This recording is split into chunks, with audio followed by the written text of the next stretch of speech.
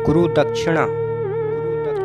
एक बार एक शिष्य ने विनम्रता पूर्वक अपने गुरुजी से पूछा, गुरुजी, कुछ लोग कहते हैं कि जीवन एक संघर्ष है, कुछ अन्य लोग कहते हैं जीवन एक खेल है और कुछ जीवन को एक उत्सव की संज्ञा देते हैं। इनमें कौन सही है?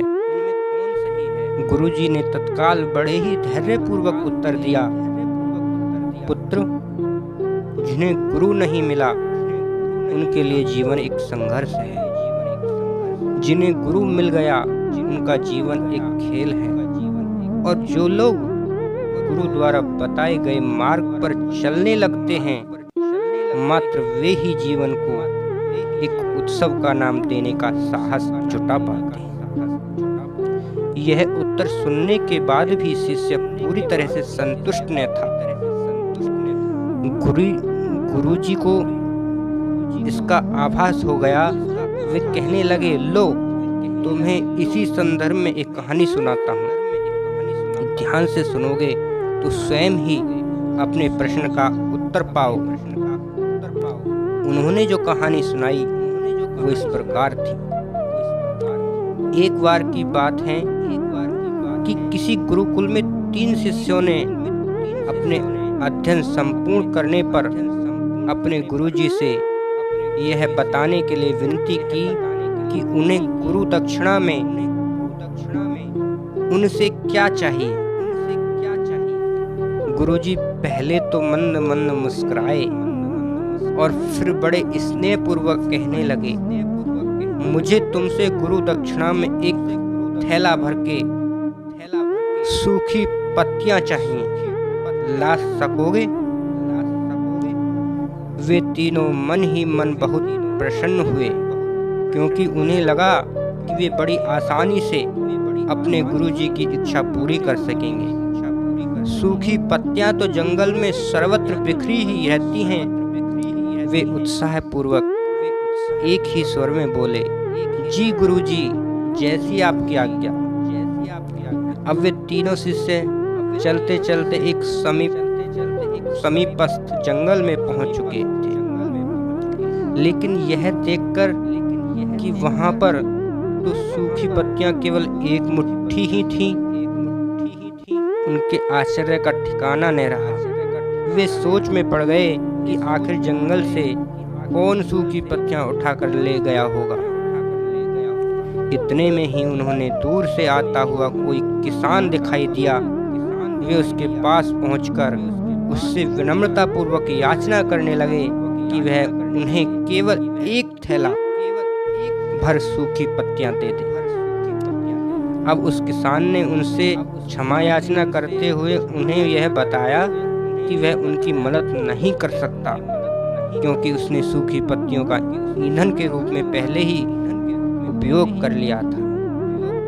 अब वे तीनों पास में ही बसे गांव की ओर इस आशा से बढ़ने लगे कि हो सकता है वहां उस गांव में उनकी कोई सहायता कर सके। वहां पहुंचकर उन्होंने जब एक व्यापारी को देखा तो बड़ी उम्मीद से उससे एक थैला भर सूखी पत्तियां देने के लिए प्रार्थना करने लगे, लेकिन उन्हें फिर से एक बार निराशा ही हाथ आई, क्योंकि उस व्यापारी ने तो पहले ही कुछ पैसे कमाने के लिए सूखी पत्तियों के दौने बनाकर बेच दिए थे। लेकिन उस व्यापारी ने उदारता दिखाते हुए उन्हें एक बूढ़ी माँ का पता बताया जो सूखी पत्तियां एकत्र किए करती थी, पर भाग्य ने यहाँ पर भी उनका साथ नहीं दिया, क्योंकि वह बूढ़ी माँ तो उन पत्तियों को अलग अलग करके कई प्रकार की औषधियां बनाया करती थी।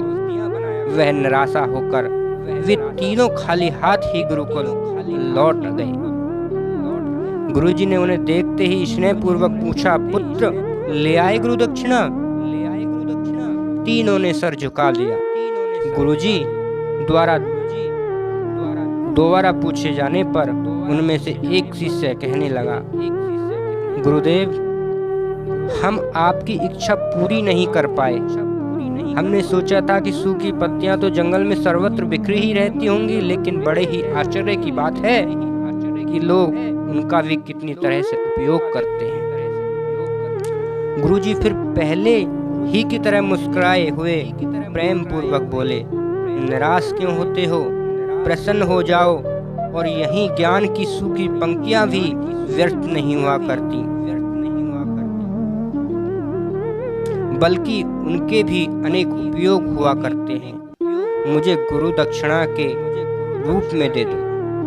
तीनों शिष्य गुरुजी को प्रणाम करके सुखी सुखी अपने घर की ओर चले गए। वह शिष्य जो गुरुजी की कहानियां एकाग्रचित होकर सुन रहा था, अचानक बड़े उत्साह से बोला, गुरुजी, अब मुझे अच्छी तरह से ज्ञात हो गया है कि आप क्या कहना चाहते हैं। आपका संकेत वस्तुतः इसी ओर है न कि जब सर्वत्र सुलभ सूखी पंक्तियां भी निरर्थक या बेकार नहीं होती, तो फिर हम कैसे किसी भी वस्तु या व्यक्ति को छोटा और महत्वहीन मानकर उसका तिरस्कार कर सकते हैं।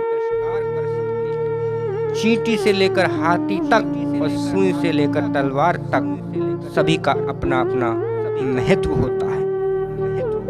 गुरुजी भी तुरंत ही बोले, हाँ पुत्र, मेरे कहने का भी यही तात्पर्य है कि हम जब भी किसी से मिलें तो उसे यथा योग्य मान देने का भरसक प्रयास करें, ताकि आप में से स्नेह, सद्भावना, सहानुभूति एवं सहिष्णुता का विस्तार होता रहे और हमारा जीवन संघर्ष के बजाय उत्सव बना सके।